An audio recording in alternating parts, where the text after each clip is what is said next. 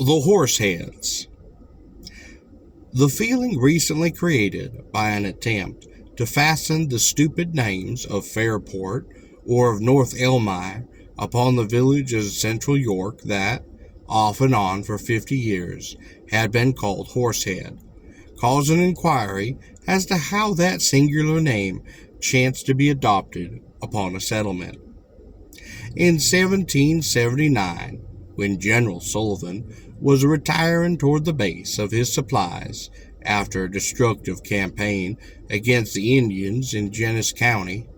he stopped near the place and did rest his troops. The country was then rude, unbroken, and still beset with upon it by enemies. However, and when the march was resumed, it was thought best to gain time over a part of the way by descending the Chemung River upon rafts. As there were no appliances for building large floats, and the depth of the water was not yet known, the general ordered the destruction of all impediments that could be got rid of, and commanded that the poor and superfluous horses should then be killed. His order was obeyed, and as soon as the troops had gone, the wolves, that were then very abundant, came forth and devoured the carcasses of the steeds, so that the clean-picked bones were strewn widely over their campground.